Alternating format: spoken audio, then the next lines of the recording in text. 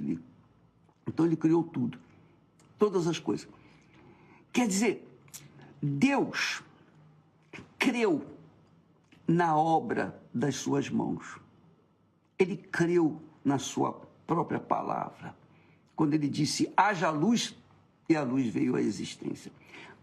Ele mostra assim, a meu ver, na minha crença, que ele quer que nós tenhamos o mesmo princípio em cada um de nós. A gente tem que crer. A fé é crer. Quem crê tem fé. Quem não crê não tem fé. Quando você casa com alguém, você creu naquele alguém. É isso aí. Se aquela pessoa desapontou você, são outros 500, mas você teve o princípio da fé, o princípio de Deus. Você quer ver uma coisa? Qual é o primeiro grande mandamento da lei de Deus? Amarás o Senhor teu Deus de todo o teu coração, toda a tua alma, de todo o teu entendimento, 100%. Quer dizer, amarás. Mas como que eu posso amar alguém que eu não vejo, não sinto, não toco? Isso é difícil, bicho. Não é difícil você entender isso. Porque, veja só, quando você ama uma pessoa, você ama por quê? Porque você viu, você sentiu, você tocou, você conversou, você deu ouvidos, você falou, houve trocas de informações, pensamentos. Mas teve que haver um princípio, você deu, você creu, você acreditou naquela pessoa. Deus também, ele creu na sua existência. E quando ele cobra esse amor, em primeiro lugar a ele está cobrando a fé, a crença. Mas, bispo, explica aí como é que é. É que eu posso crer em alguém que eu não vejo, não sinto, não toco? Como? Você não precisa sentir para crer. Tem nada de sentimento. A crença não é um sentimento. A crença é uma fé. É sobrenatural. É o poder de você que você tem, porque você aqui na sua cabeça, você acredita naquilo que está escrito. Você acredita na palavra do médico, do dentista, do advogado, do engenheiro. Você acredita que os engenheiros e mecânicos e pessoal que trabalha na construção de um avião, você acredita que aquele avião vai voar, vai chegar no seu destino legal, tudo bacana. Isso é fé. Quando você pega um avião, você está tendo fé, você está manifestando a fé. Você acreditou nos seus construtores. Isso se chama fé. Você sente isso? Não. Quando a pessoa crê, ela vai. Quando ela não crê, ela tem medo, não vai. Essa é a realidade. Então, a crença é dar. Você acreditar, é você crer, é você se posicionar diante daquilo que está escrito, no que diz respeito à palavra de Deus. Deus nos deu os sentidos, os sentimentos, os 5 sentidos, justamente para que nós venhamos construir uma família. O casamento, por exemplo, né? Ele é constituído a partir de sentimentos, de um para com o outro. Então, nisso existe harmonia, nisso existe ordem, nisso existe disciplina, nisso existe uma regra, porque quando você casa, você tem que se submeter a outra pessoa e vice-versa. Então, um tem que crer no outro, não é? Um tem que crer no outro toda a vida, não pode crer só no dia do casamento. E porque crê um no outro, um empenha a palavra para com o outro no dia do casamento. Olha, eu te amarei na doença, na saúde, enfim, tudo, eu vou te amar. Quer dizer, houve um empenho de palavra que você tirou de dentro de si para com a outra pessoa que você viu, que você tocou, que você vê, que você sente. Mas nada a ver com o sentimento do coração, aquela sensação gostosa que se tem quando se come uma fruta, uma comida gostosa, etc. E quando tem prazer. Não. A crença tem a ver com a cabeça, com a inteligência. Quando Deus falou, amarás o Senhor teu Deus de todo o teu coração, pronto, você entendeu, tá bom. Como é que eu vou amar essa pessoa que eu não vejo, não sinto, não toco? Pois é, mas quando você ama uma pessoa que você quer casar, você vê, você toca, etc, etc, etc, mas você ainda não tocou, quer dizer, você não conviveu com aquela pessoa, você creu nela. Não, vai dar certo, nós dois vamos dar certo, porque vamos pensar iguais, vamos combinar direitinho. Então, há uma troca de crença, você com ela e ela com você. Isso significa o que Deus instituiu na sua santa palavra. Quando nós cremos, então, amiga e amigo, nós somos fortes quando nós cremos em Deus, porque Ele é o princípio de todas as coisas. Mas como crer em alguém que eu não vejo, bispo? O que está escrito, o que Ele falou. Tudo que Ele falou, você crê, você acredita, você apoia, você sustenta, você fundamenta a sua vida no que está escrito na sua santa palavra. Isso significa dar. Quando você dá um voto de confiança na palavra de Deus, então Deus vem ao seu encontro. Você não precisa merecer, você não precisa ser bonzinho, você não precisa ser um santinho, religioso, nada disso. Você só precisa crer, dar um voto de confiança naquilo que ele falou. Por exemplo, olha só, diz o texto sagrado que Deus, o Senhor, olhou desde o alto do seu santuário, desde do alto lá do seu trono, desde o alto do seu santuário, desde os céus, o Senhor contemplou a terra, o planeta Terra. Para quê? Qual o objetivo disso? Para ouvir o gemido dos presos. Para ouvir os gemidos dos presos. Para soltar os sentenciados à morte. Então, Deus ouve qualquer que seja a expressão de fé, de dar o voto de confiança nele, mesmo que você não o conheça, mesmo que você não seja religioso, mesmo que você seja a pessoa mais insignificante, mais pecadora na face da terra, mas ele, desde o alto do seu santuário, olhou para a terra para ver, ou melhor, não foi para ver, foi para ouvir. Ouvir o gemido dos presos. Então, uma pessoa está desesperada, aflita e tal, ela está sozinha, não tem ninguém, não tem parentes, ninguém quer ela. Ela já está condenada à morte, porque ela só fez o que não prestava. Está condenada à morte, não tem ninguém para ouvi-la. Deus vai ouvi-la.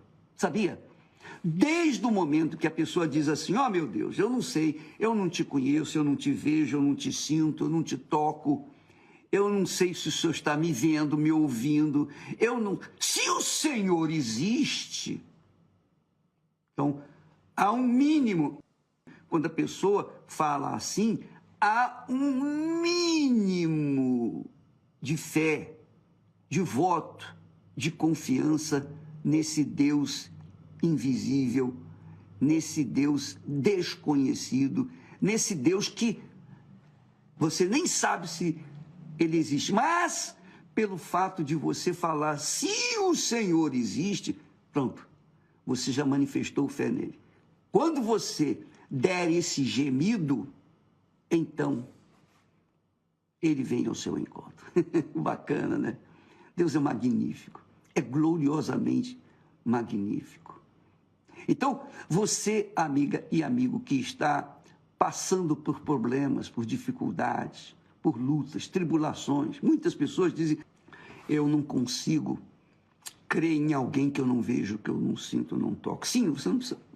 Tá bom, tá certo.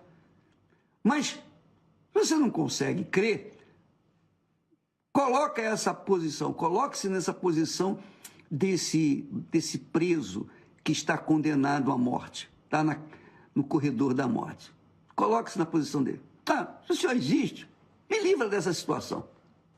Quer dizer, só pelo fato de você manifestar, esboçar, entregar um votinho pequenininho, um votinho de confiança nesse alguém que você, nesse Deus que você não conhece, nunca viu, nunca tocou, nunca viu os milagres dele, nunca viu nada.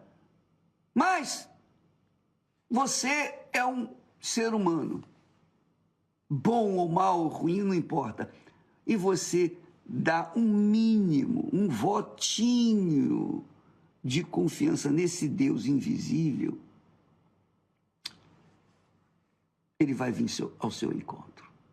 Ele vai vir ao seu encontro. Está aqui escrito, Deus contemplou a terra para ouvir os gemidos dos presos. Não é para ver o pecado das pessoas, não. Não é para condenar, não. Porque o próprio mundo condena as pessoas. Talvez você esteja condenada ou condenado a sofrer, gemer e tal, pá. Muito bem. Mas Deus sabe quem você é antes de você ser gerado no ventre de sua mãe. Ele já conhece você. Ele sabe o que há dentro de você, no seu interior. Porque você não o conhece, então você é revoltado até contra ele. Mas não faz mal. Pode ser revoltado, é bom. Porque pelo menos quando alguém se revolta contra Deus, mostra que crê nele, não é? Isso significa dar. Essa é a crença que você tem que ver em toda a Escritura Sagrada. Em toda a Escritura Sagrada, Deus mostra, dá sinais evidentes, claríssimos, de que Ele quer ajudá-lo, que Ele quer mudar a sua vida, que ele não sente prazer no sofrimento de ninguém.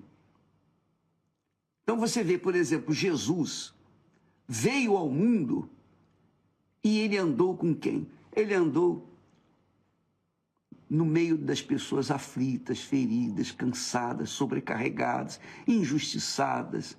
Ele só deu de si para aquelas pessoas que realmente esboçavam uma fé nele, mesmo sendo pecadores. Ele não veio para os justos, ele não veio para os santinhos. Se você esperar, porque o diabo diz, olha, você não merece. Essa é a palavra que o diabo usa para com os incrédulos, para com as pessoas.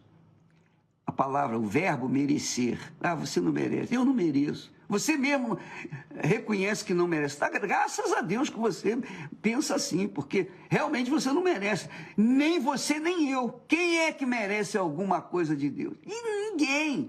Ninguém, absolutamente ninguém. Nós não merecemos nada. Mas, pela misericórdia de Deus, a palavra de Deus diz, pela graça de Deus, quer dizer, pelo favor de Deus, favor dele para pessoas que não merecem. Isso se chama Deus. Ele faz o favor para aqueles que não merecem, porque aqueles que se dizem merecedores não vão receber, não manifestam fé. Elas manifestam fé nos seus méritos, então não merece, entendeu? Se você achar que é religiosa, que você é uma pessoa boa, não faz mal a ninguém, que você é uma pessoa correta, justa. Paulo, nós falamos isso ontem a respeito de Paulo. Paulo se achava um religioso irrepreensível. Mesmo assim, ele teve que se converter. E para se converter, Deus se revelou para ele. Por quê? Porque viu naquele homem que era rigoroso com a sua religiosidade. Ele era rigoroso na sua religiosidade. Ele achava que porque ele era rigoroso, que ele era um homem muito fervoroso, ele tinha méritos diante de Deus. Ele ganhava pontos com Deus. Nada disso. Ele estava matando, literalmente falando, os cristãos, arrastando os cristãos para as prisões e jogando lá. Ele era um homem, por um lado, religioso, por outro lado, cruel, mas se achava irrepreensível. Ele dizia, eu era irrepreensível na minha fé, mas era na sinceridade ignorante dele. Então muitas pessoas pensam assim, é porque eu não vou na igreja, eu não creio em Deus, eu não creio no fulano, eu não creio em nada. Que as pessoas pensam assim. Lembra que eu falei para vocês? O meu pai dizia, olha meu filho, quando você encontrar um sujeito lá no buraco, no fundo do poço, pedindo, por favor, me joga uma corda. Você pega a pedra maior, joga em cima, tampa aquele buraco de uma vez, porque ele foi vítima da caridade que ele fez àquela pessoa, a uma pessoa. Ele foi vítima. Então, nesse mundo, a gente não pode esperar nada de ninguém. Mas não importa, você não pode ficar esperando dos outros, você tem que contar consigo mesmo, você tem que dar. Se você crê, se você ama a Deus, você se entrega, você dá voto de confiança nele. E se você só tem uma coisinha insignificante de fé, quando você fala com Deus, quando você geme, Deus ouve os seus gemidos. E ele ouve, está aqui escrito, ele ouve o gemido dos presos. Para quê? Para soltá-los, para livrá-los da morte. Ele ouve o seu gemido, você que é depressivo, você que vive uma vida do inferno, ele ouve o seu gemido. Agora, ele só espera uma coisinha pequenininha, um voto de confiança. Um voto de confiança, quando você fala, meu Deus, se isso existe, eu já pirei para tudo. Eu já fui na macumba, eu já fui católico, espírita, evangélico, eu já fui isso, eu já fui aquilo, eu já fui tudo. Mas uma coisa, eu nunca te invoquei. Mas se o Senhor existe mesmo, se é verdade, me ajude aqui agora.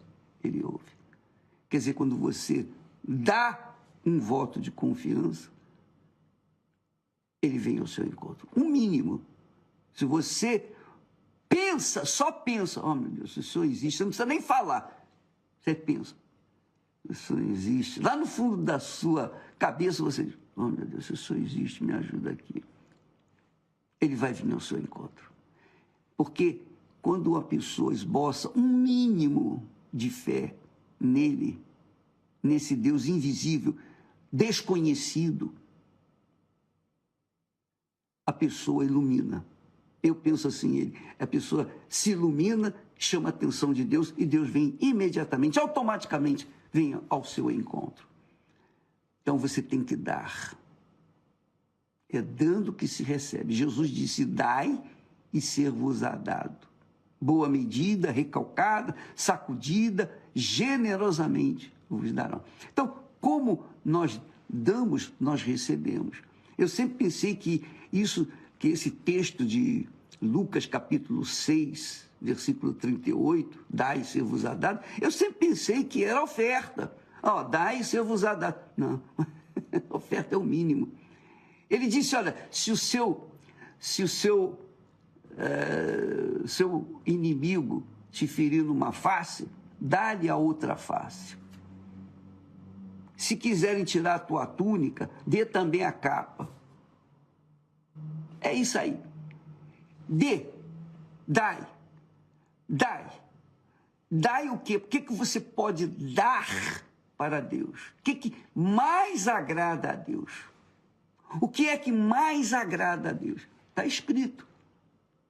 Sem fé é impossível agradar a Deus. Só isso. Um mínimo de fé. Um mínimo de fé. Muita gente, infelizmente, pensa que ser religioso é agradável a Deus. Paulo era severamente religioso, rigorosamente religioso, irrepreensivelmente religioso, impecavelmente religioso, mas ele perseguia os seguidores de Jesus, os cristãos. Mas ele foi salvo. Depois ele colheu os frutos daquilo que ele fez no passado, porque ele sofreu pela sua fé no Senhor Jesus.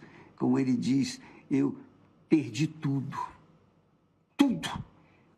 abri mão de tudo, da minha reputação, da minha religiosidade, da minha religiosidade, da minha crença. Eu abri mão de tudo para conhecer o Senhor Jesus. Agora eu conheço o meu Senhor e meu Salvador. Aleluia.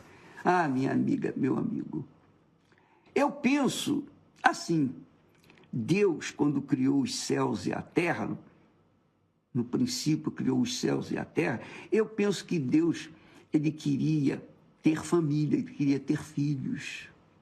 Filhos, porque os anjos que ele tem foram criados por ele.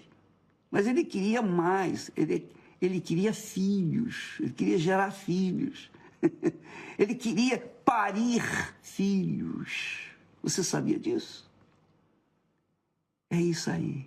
E para fazê-lo, ele tinha que dar.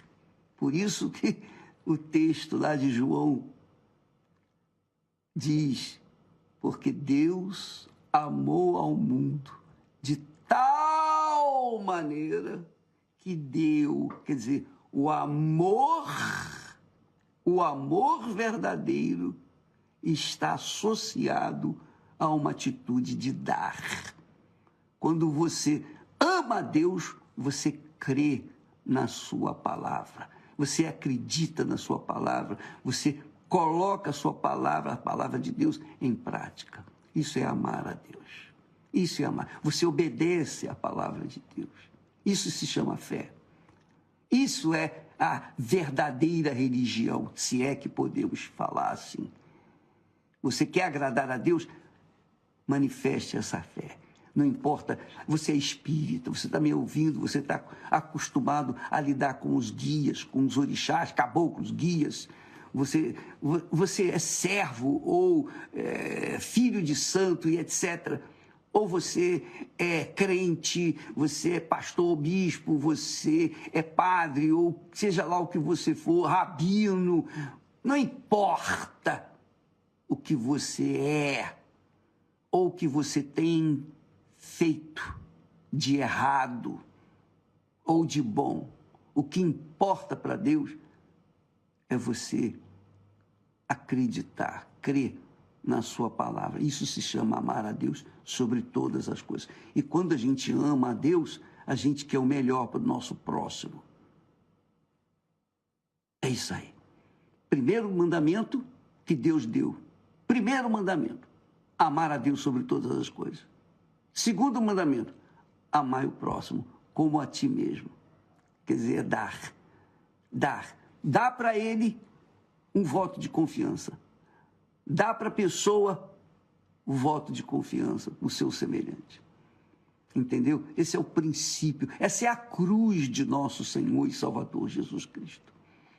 Eu creio assim, eu creio que quando Jesus disse, tomai a vossa cruz e siga-me, quem quiser vir após mim, tome a sua cruz e siga-me. Essa cruz é o que nós carregamos. Primeiro Deus, segundo o próximo. Quer dizer, normalmente aqui no mundo é assim. Primeiro eu, segundo eu, terceiro eu. Se tiver um espaçozinho, dá lá. Tá bom, para a pessoa, para o próximo. É o mundo do egoísmo, é o mundo desgraçado, é o mundo que está no inferno. Por quê? Porque o diabo, o espírito do engano, da mentira, prevalece neste mundo. As pessoas preferem acreditar na mentira, crer na mentira, do que acreditar em Deus. Elas veem na internet um anúncio de uma coisa boa, aparentemente boa, elas acreditam, elas creem, elas compram. Quando chega em casa o bagulho, elas veem, ih, errei, perdi, e perdeu mesmo. Essa é a realidade. Deus é verdade. Quem crê na verdade jamais será confundido. Quem crê na verdade. O casamento é assim. Você é verdadeiro, a outra pessoa é verdadeira, então dá certo. Quando não há verdade da parte de um dos dois, então esse casamento não vai dar certo. Aliás, esse assunto é para o Renato e a Cristiane, que todas as quintas-feiras eles estão ensinando a amar, porque eles aprenderam a amar um ao outro e eles sofreram por falta de amarem um ao outro. Eles, então, agora passam para vocês aquilo que eles aprenderam na prática e com Deus, com o Espírito Santo. Não fui eu que ensinei, não. Foi Deus. Foi o Espírito Santo que ensinou. Para que eles pudessem ensinar a todos nós. Amiga e amigo, essa é a fé que agrada a Deus. Vamos falar novamente sobre isso amanhã. A fé que agrada a Deus é essa. Não é sentimento. Ah, eu sinto fé, eu sinto amor. Não, eu não sinto nada. Eu creio na palavra de Deus. Eu creio. Claro que quando a gente lê a Bíblia, a gente recebe o espírito dela. Quando a gente medita, a gente voa no vento do Espírito Santo. E aí a gente fica feliz, alegre, forte no nosso interior. E quando a nossa cabeça vai bem, todo o nosso corpo agradece. A alma e o corpo agradecem quando o espírito vai bem. Por isso Jesus disse, buscai primeiro o governo de Deus, o reino de Deus, ele na sua cabeça. Então, todas as demais coisas serão acrescentadas. Então, o corpo vai agradecer, a alma vai agradecer, enfim, tudo vai se consertar, graças a Deus. Entendeu, minha amiga, meu amigo? Será que fui claro? Bem, que o Espírito Santo, e eu conto com ele, porque se contar comigo mesmo, estou perdido. Eu creio e o que eu passo para vocês é o que eu creio.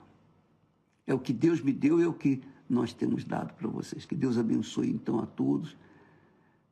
Mas abençoe não só, faça tudo que você queira. Não, não é assim que Deus abençoa, não. Deus até nos leva para o deserto, para os desertos, para poder falar no nosso coração. Você sabia disso? Você sabia disso?